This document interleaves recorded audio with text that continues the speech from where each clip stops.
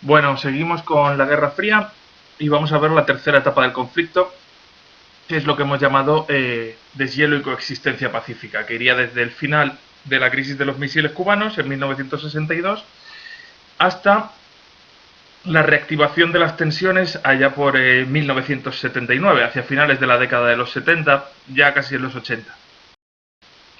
Ahí tenéis algunos de los principales dirigentes. Esto es de este periodo, quiero decir. Esto es la firma de los acuerdos SALT, la segunda parte. Y ahí tenéis a Jimmy Carter y a Leonidas Brezhnev firmando esos segundos acuerdos SALT, que lo que hacían era limitar el armamento nuclear y la balística, los misiles de corto y de larga distancia de ambas potencias. Es decir, suponían una reducción en los armamentos y una paralización de esa carrera armamentística que había comenzado en los dos periodos anteriores, ¿no?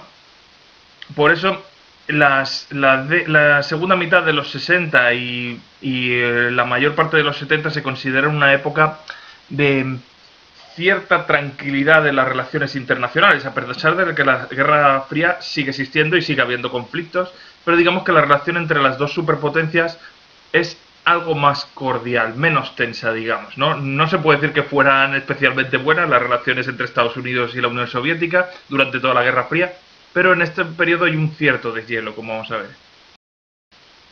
Y es que después de la crisis de los misiles se restablecen las relaciones entre ambos gobiernos, entre el Kremlin y la Casa Blanca, entre Moscú y Washington, y ahí tenéis de hecho una fotografía de esas nuevas relaciones más directas, más cordiales, más cercanas entre Kennedy y Khrushchev primero. Kennedy muere en el año 63 y Khrushchev deja de ser dirigente soviético en el 64. Le sucederá a Brezhnev, que lo tenéis abajo en la imagen, junto con Nixon, otro de los presidentes de este periodo. Durante este periodo que vamos a tratar, este periodo abarcaría la presidencia, bueno, el último año de presidencia de Kennedy, al presidente Johnson, Nixon, Ford y finalmente Carter, Jimmy Carter. Mientras que en la Unión Soviética, a partir del 64, empieza a gobernar Brezhnev, que estará durante mucho tiempo, hasta el 82. ¿Vale? O sea que prácticamente su liderazgo abarca todo este periodo. Bueno, en estos momentos hay ciertos avances en las relaciones, como comentaba, como el establecimiento de esa red de comunicación directa, mal llamada el teléfono rojo, o la prohibición de los ensayos nucleares, el Tratado de Prohibición de Ensayos Nucleares, que a pesar de que no se cumple íntegramente, que sigue habiendo ciertos ensayos más o menos llevados con cierto secretismo, aunque bueno, no es tan fácil llevar en secreto un ensayo nuclear, pues bueno, sí que marcaba de alguna forma una nueva etapa dentro de la Guerra Fría, ¿no?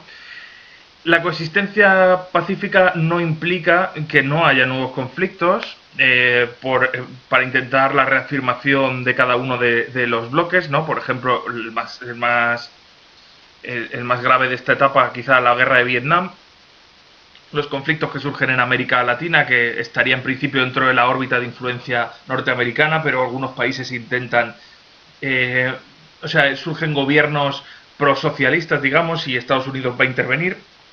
Del mismo modo que la Unión Soviética intervendrá en Checoslovaquia en 1968, perdón, ante el temor a que la primavera de Praga se extienda por otros territorios y, en fin, se produjo una salida del bloque soviético de muchos países de Europa del Este. Así que, bueno, sigue habiendo conflictos, pero no se rompen las buenas relaciones, buenas entre comillas, entre ambas superpotencias. Bueno, un síntoma más de esta coexistencia pacífica, de esta distensión que se vive en el periodo, es la puesta en marcha de una limitación de las armas nucleares, ¿no? Con los acuerdos SALT, los Strategic Arm Limitation Talks, en fin, las charlas para la limitación de las armas estratégicas, ¿no? Que se firman los primeros en 1972 y los segundos en 1979, y que ponen ciertas limitaciones al armamento nuclear. Ahí tenéis una sátira del periodo en relación a estos acuerdos, en los que se ve una caricatura de la Unión Soviética y otra de Estados Unidos, representado como el tío Sam, que aparecen sentados sobre un montón de armamento nuclear, como veis, y intentando negociar esas reducciones, intentando no ceder ninguno, y mientras tanto se ve en la caricatura cómo todo ese peso de ese armamento, todo ese gasto militar se carga sobre los que pagan impuestos en Estados Unidos y en la Unión Soviética, ¿no? Que quedan exterminados por ese aumento armamentístico. Del mismo modo que se crean estos acuerdos SAL, que son importantes, aunque ya digo, a partir del 79-80 de nuevo volverá la carrera armamentística. En el año 73 se llega a un acuerdo entre las dos superpotencias y los principales estados europeos para mantener la seguridad y la paz en el continente, que se podía haber visto amenazada en ciertos momentos por la existencia de esos dos bloques antagónicos, ¿no? De la OTAN y el Pacto de Varsovia, que ya comentamos. Así que bueno, esa conferencia de Helsinki del 1973 marca también este clima de distensión que habrá en los años 70, donde en los años 70 desde luego ya no se verán conflictos importantes en Europa, no surgirá ningún problema grave dentro de Europa como había pasado por ejemplo en los 60 con Checoslovaquia, ¿vale? Digamos que en los 70 se va a trasladar más los conflictos a América del Sur, África y Asia. Ahí tenéis un poco la evolución del número de cabezas nucleares que crean Estados Unidos y la Unión Soviética. Bueno, como este gráfico se amplía casi hasta la actualidad, pues habla también de la actual Rusia, cómo fue aumentando clarísimamente en los años 60 hasta llegar a ese pico, ¿no? Sobre todo en el caso de Estados Unidos, con lo que estábamos viendo de la crisis de los misiles y cómo hay una cierta bajada en estas décadas que estamos comentando. Bueno, la Unión Soviética fue creciendo a un ritmo más lento y como veis sigue creciendo su armamento en este periodo, equiparándose al de Estados Unidos, pero no crece a un ritmo tan vertiginoso como crecerá a partir de finales de los 70 y principios de los 80, cuando se alcanza ese pico, ¿no? A partir de ahí empieza el desmoronamiento, que en la década de los 80, a partir del 85, cuando entra en crisis la Unión Soviética, como veis, ¿no? A partir de la perestroika, etcétera, pues se ve ese limitamiento cada vez más acusado.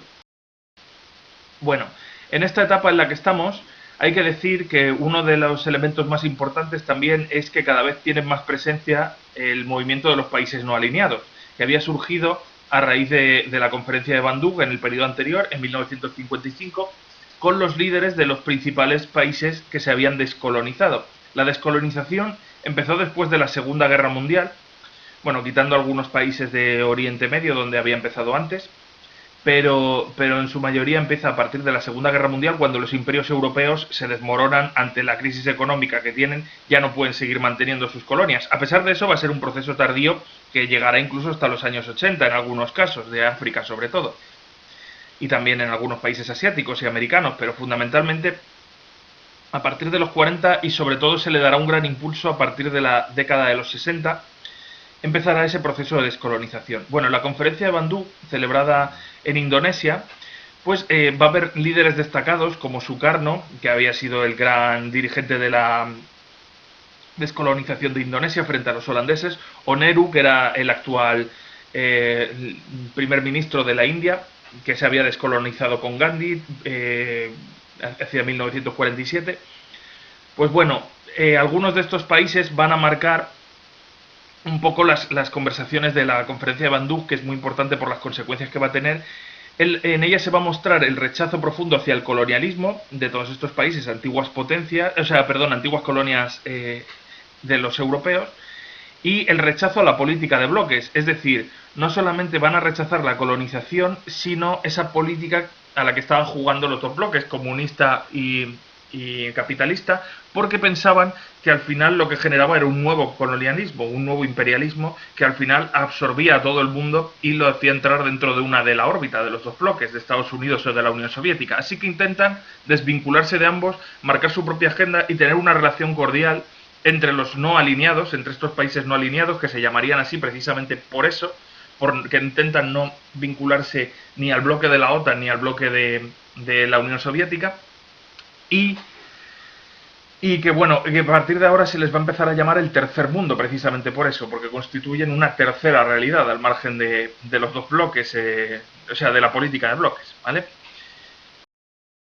Bueno, ahí tenéis los principales participantes en la conferencia de Bandung. Como veis, pues la India, Indonesia, Egipto con Nasser, etcétera, y muchos países que ya se habían descolonizado en el norte de África y en Oriente Medio, muchos países del sureste asiático que también se habían ido descolonizando, y también algunos países como China o como Japón, que intentan desmarcarse también, en cierto modo, de la política de bloques, o Yugoslavia con el mariscal Tito. Y es que precisamente dentro del bloque socialista, igual que dentro del bloque capitalista, empiezan a surgir disidencias y rupturas, ¿no? Y dentro del bloque socialista las más llamativas son las de la Yugoslavia de Tito, que ya había empezado a andar su propio camino al margen de la Unión Soviética, pues casi desde sus comienzos. En los años 50 se niega a inscribirse en el Pacto de Varsovia para no quedar excesivamente subyugada a la Unión Soviética, y Tito intentará marcar un modelo de comunismo paralelo al de Stalin y bueno, y luego al del resto de dirigentes soviéticos. De hecho, intentará sumarse al movimiento de países no alineados, como hemos visto, ¿no? Bueno, algo parecido ocurre con Mao, que lo tenéis ahí también en la foto abajo, con la República Popular China, que como ya os comenté, inicia su propio modelo, especialmente después de la muerte de Stalin. Cuando llega Khrushchev al poder, intenta desmarcarse de esa nueva agenda de desestalinización e intenta marcar su propio modelo con la revolución cultural china de los años 60, pero a lo mejor os sonará el famoso libro rojo de Mao, etcétera. Y de hecho empieza ahora lo que se ha llamado el marxismo-maoísmo, digamos, ¿no? Que tiene mucho en común con las ideas de Lenin y de Stalin, pero también intenta marcar su propio modelo, poniendo más el énfasis en la revolución campesina, etcétera, ¿no? En cualquier caso, decir que China, Yugoslavia, la Unión Soviética, prácticamente todos peleaban por ver quién era el verdadero país comunista, acusando al otro de colaborar con el imperialismo, con el capitalismo, de haber vendido a los trabajadores. Y en la práctica lo que ocurrió es que tanto unos como otros estaban casi luchando por mejorar sus relaciones con el mundo occidental, ¿no? Brezhnev había iniciado una senda de diálogo con Estados Unidos, Tito en Yugoslavia lo hará también, ya desde Kennedy empezará a hablar, ya empezará las relaciones buenas con Kennedy, y China quizás es el caso más evidente, cuando a partir de 1979, tras la muerte de Mao, bueno, Mao ya había tenido buenas relaciones con Nixon después de las negociaciones de paz de Vietnam, pero hacia 1979, cuando llega Deng Xiaoping al poder, China se abre al capitalismo, digamos, y desde luego pierde muchas de las esencias del maoísmo, deja de ser un Estado comunista en un sentido estricto y se abre a la economía de mercado, como es el modelo que tiene a día de hoy China, a pesar de que el Partido Comunista Chino siga siendo el que gobierna el país y que mantenga muchas cosas de la época de Mao. Pero bueno, China a día de hoy no se puede considerar económicamente un país comunista en absoluto, es uno de los países más capitalistas del mundo, ¿no? Otra cosa es que siga manteniendo el predominio, o sea, el predominio no, la idea del partido único como el Partido Comunista, y que siga siendo una dictadura al estilo de las antiguas democracias populares, como eran llamados estos modelos, ¿no? Bueno, respecto al bloque occidental también surgen algunas grietas en estos momentos. Ya la puesta en marcha de la Comunidad Económica Europea, es decir, lo que luego será la Unión Europea, a partir del Tratado de Roma de 1957, con esos primeros Estados miembros que serán Francia, la República Federal Alemana, Italia, Bélgica, Luxemburgo y los Países Bajos, pues Europa intenta desmarcarse de alguna forma de Estados Unidos y, a pesar de mantener buenas relaciones con los Estados Unidos, marcar su propio camino en las relaciones internacionales. Esto viene acrecentado por la unión de nuevos miembros a la Comunidad Económica Europea. En el año 73 se unen Irlanda, el Reino Unido y Dinamarca. Más adelante, en la década de los 80, como sabéis, o bueno, no sé si lo sabréis, pero en el 81 se une Grecia y en el 86 Portugal y España, formando la Europa de los 12. Bueno, esto empieza a marcar su propia agenda. Europa quiere tener voz ante el mundo y no depender tanto de Estados Unidos, con lo cual la Unión Europea surge en buena medida por esto y también para permitir el relance económico de Europa. Más evidentes son las grietas dentro del bloque occidental a partir de las actuaciones que hace Charles de Gaulle en Francia, cuando, criticando el hiperliderazgo de Estados Unidos dentro de la OTAN y del bloque occidental, abandona la OTAN en 1967 y empieza a actuar al margen de Estados Unidos, intentando hablar tanto con los países de los no alineados como con los países socialistas y con otros países europeos. Es decir, que Francia tenga su espacio propio dentro de las relaciones diplomáticas internacionales, no dentro del nacionalismo que defendía Charles de Gaulle, ¿no? Que había sido también, si recordáis, uno de los héroes de la resistencia en la Segunda Guerra Mundial. Ahí tenéis en la imagen de arriba a de Gaulle visitando precisamente el campo de Auschwitz en Polonia. Pues sí, en recuerdo a las víctimas del Holocausto, por supuesto, y dada la participación que él había tenido también en la Segunda Guerra Mundial dentro del bando aliado, ¿no? Es un guiño a ello, pero también estableciendo, pues eso, relaciones con países del este que son comunistas, ¿no? Como en este caso Polonia. O la República Federal Alemana, que con el canciller Willy Brandt, pues empezará a acercar posturas con su homólogo que tenéis ahí de la Alemania Oriental, ¿no? De la República Democrática Alemana. Así que, bueno, Willy Brandt intenta actuar frente a la posición de Estados Unidos y de la OTAN, intentando tener buenas relaciones con Moscú y también con la Alemania Oriental, ¿vale? Así que, bueno, ya digo, empiezan a surgir grietas dentro de esa unión, igual que habían surgido en el bloque socialista. Con lo cual la política de bloques se empieza a fragmentar, aunque sigue existiendo y sigue siendo muy notoria, sigue marcando las relaciones internacionales. Y el gran conflicto de este periodo es, sin duda, la guerra de Vietnam.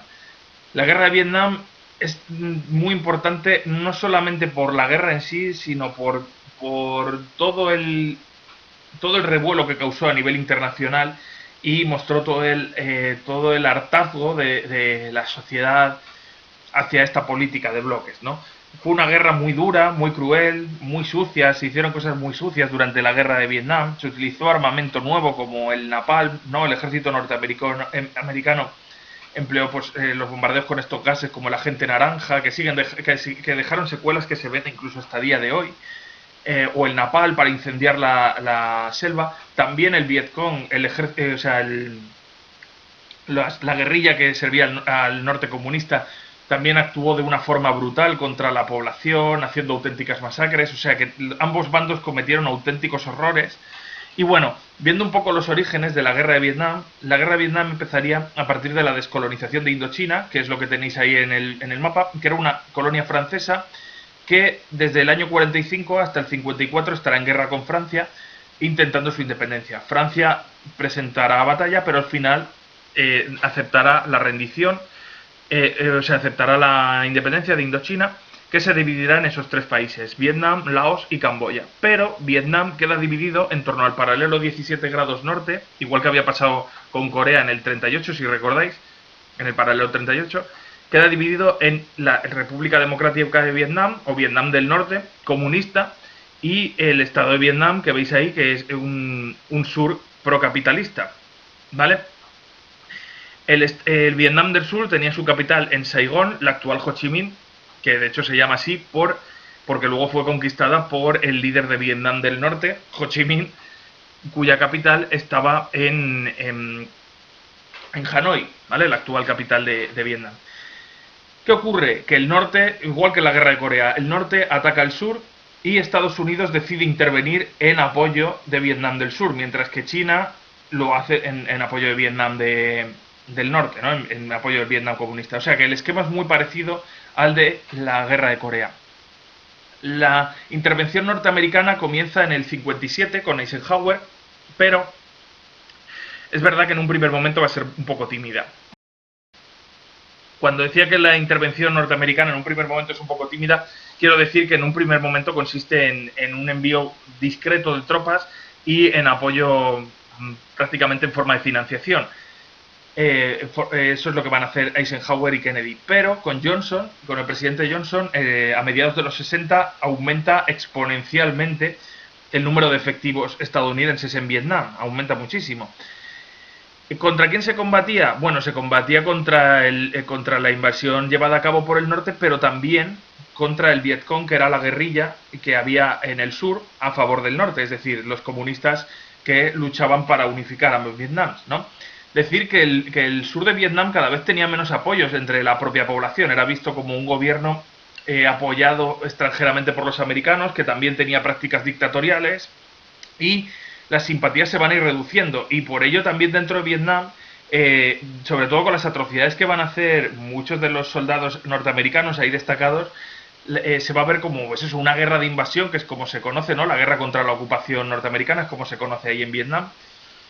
Y el gobierno del sur se va a ir viendo más debilitado y la presencia norteamericana cada vez más rechazada por los habitantes del país, ¿no? Además, los combates van a ser durísimos porque, en fin, Vietnam es un país muy boscoso, de clima tropical, en el que se combatía muchas veces en la selva, donde era fácil que la guerrilla del enemigo plantara cara al ejército de ocupación. La situación de tensión de los soldados, de los combatientes, era muy dura, ¿no? Y esto lo habréis visto en muchas de las películas que han hecho los norteamericanos sobre la guerra de Vietnam. Y además lo que os contaba, por las atrocidades enormes que se hicieron, como los ataques aéreos, los ataques con helicópteros, que es la primera vez que se empieza a utilizar en una guerra el helicóptero, con napalm, el enorme número de bajas que van a causar, y también el hecho de que esta fuera quizás, se ha dicho que quizás es la primera guerra televisada, es decir, los noticiarios de todo el mundo mostraban constantemente imágenes muy duras de Vietnam. Quizá esta guerra se mostró entre las televisiones del mundo de una forma muy diferente a otras guerras posteriores, ¿no? Que son más impersonales. Aquí muchas imágenes que se mostraron de Vietnam quedaron en la memoria colectiva como auténticas atrocidades, ¿no? Y esto tuvo un impacto muy grande en la opinión pública mundial, incluso dentro de Estados Unidos, donde van a surgir muchas críticas a la gestión de su gobierno. También va a ocurrir en Europa y, por supuesto, también va a ser criticado por los países no alineados y por los países comunistas. Así que va a ser una guerra tremendamente impopular.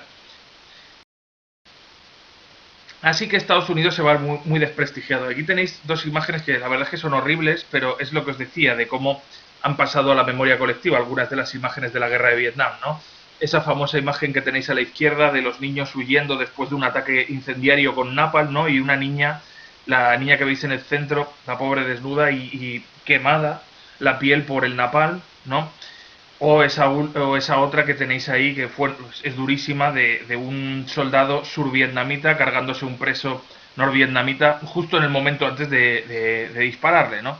Y esto lo grabaron las cámaras de televisión, el momento en el que le volaba la cabeza. O sea, claro, esto causó un clima de indignación enorme, y se vio como una guerra totalmente injusta, un producto de ese afán imperialista de Estados Unidos de mantener su poder en el resto del mundo, y esto desgastó mucho a Estados Unidos. Muchas veces se ha dicho que Vietnam fue la gran derrota de Estados Unidos, la única guerra que no ha podido ganar y que desde luego perdió clarísimamente en la opinión pública. Con Nixon continuaron los combates, pero Nixon se ve obligado a empezar a retirar tropas y a negociar la paz en la conferencia de París. Se empezará la negociación de la paz, que hacia 1973 ya las tropas norteamericanas prácticamente habían abandonado el país y el sur de Vietnam es tomado rápidamente por los comunistas. Así que bueno, lo que os decía, fue una guerra muy muy criticada, y esto tuvo sus consecuencias en los movimientos de protesta que empiezan a finales de los años 60, que son muy relevantes dentro de lo que va a ocurrir a nivel global, especialmente dentro del bloque capitalista, ahora lo veremos. Así que bueno, las consecuencias de Vietnam son el abandono definitivo de 1973, la primera gran derrota de Estados Unidos, que no se puede hacer dueño de la situación, que se ve obligado a renunciar, ¿no? Y que supone una victoria para los comunistas. El crecimiento de la oposición interna dentro del país y también dentro de Europa a esta política de bloques, y que esto va a alentar también movimientos de guerrilla fuera de Asia, como por ejemplo las guerrillas de América Latina, en las que va a destacar pues este guerrillero por excelencia que fue el Che Guevara, ¿no? Ernesto Che Guevara, contra el dominio norteamericano, que veían a Vietnam como un modelo de que sí que era posible aplastar el dominio militar que parecía imponente de Estados Unidos por medio de la guerrilla, ¿no? Del desgaste constante de las tropas.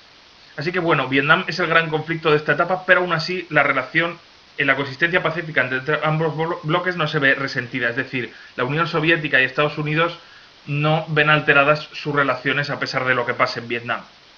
Ahí tenéis una de las protestas de esos momentos en Washington a finales de los 60, ¿no?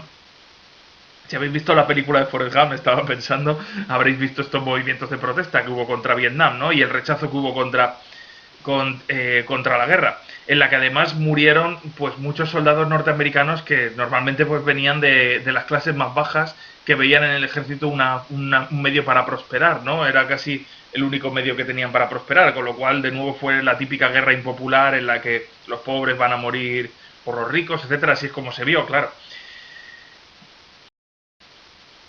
Así que bueno, hacia el año 1968 surge una nueva cultura crítica. El año 1968 es crucial, no solamente por el famoso Mayo de París, sino también porque en esos momentos, en torno a esos años, ya digo, en diferentes puntos del mundo surgen un rechazo muy grande a esta política de bloques. Viene motivado por lo que estaba pasando en Vietnam, ¿no?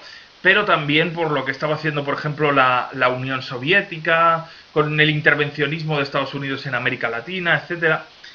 En fin, toda esa militarización que se venía dando, ese crecimiento de los armamentos, ¿no? De hecho, se puede decir que toda la cultura crítica que surge en el 68 quizá lleva a que Estados Unidos se vea forzado a abandonar Vietnam, a que empiecen las negociaciones para limitación de armamentos, ¿no?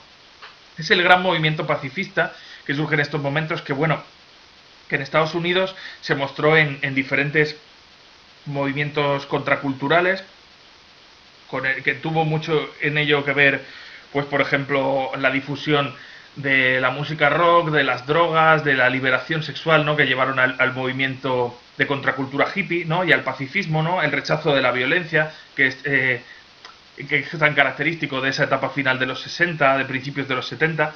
Y en Francia, desde luego, se plasmó en el famoso Mayo de París, que tuvo una gran influencia en la nueva izquierda que se iba a gestar a partir de ahora, ¿no?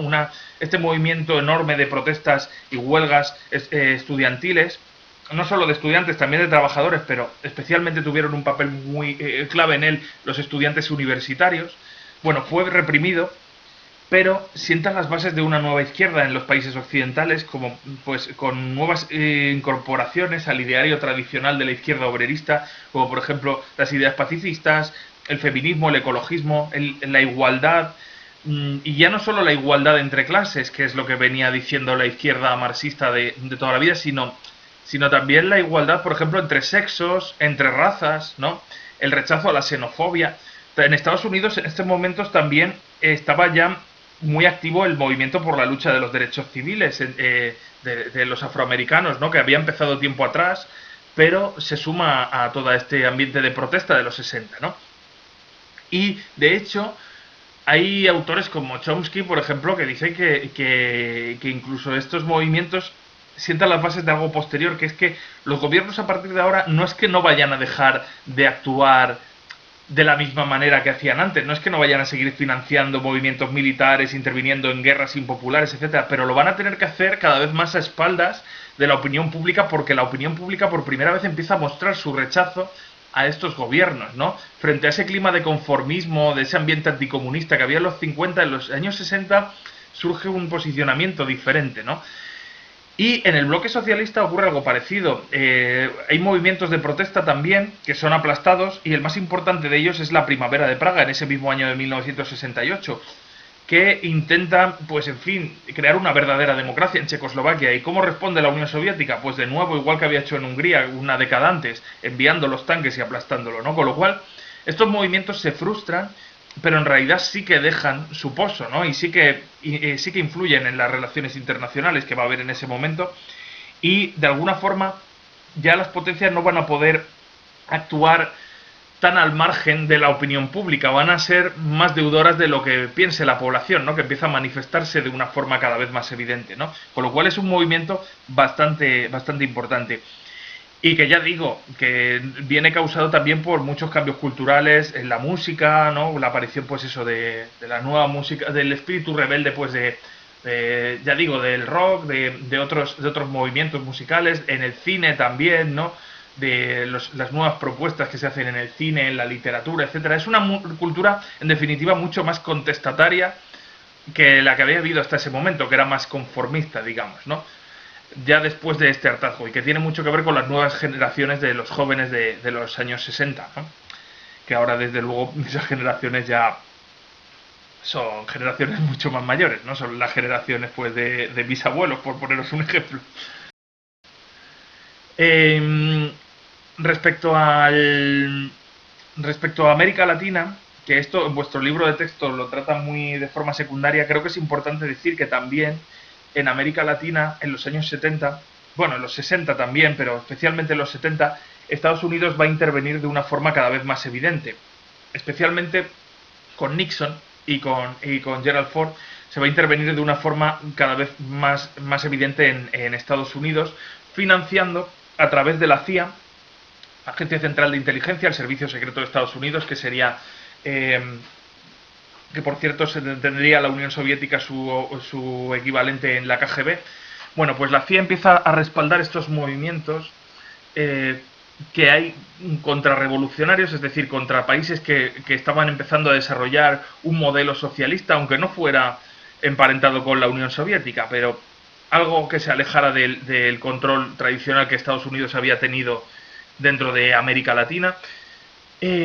Pues ya digo, Estados Unidos empieza a intervenir financiando estos movimientos o financiando incluso golpes de Estado y dictaduras, como la de Chile, de Pinochet, o la de Argentina, de Rafael Videla, ¿vale? Que van a ser muy sangrantes, ¿no? Como, además, incluso a través de este apoyo financiero y militar de Estados Unidos a estos golpes de Estado, pues no solamente se van a desbaratar muchos gobiernos democráticos, como el de Salvador Allende en Chile, y van a ser reemplazados por dictaduras como la de Pinochet, sino que incluso Estados Unidos aprovechará su influencia en estos nuevos gobiernos para poner en práctica medidas económicas dentro de lo que se va a llamar el neoliberalismo, de la escuela de Milton Friedman, de la escuela de Chicago, que intentará, pues en fin, volver a poner en práctica, después de la crisis del 73, estas medidas de la no intervención del Estado, que se identificaban con los nuevos movimientos de la derecha y que rompían con la tradición keynesiana que se había iniciado a partir de la crisis del 29, ¿no? Resultaron un fracaso muchos de ellas. Y en cualquier caso,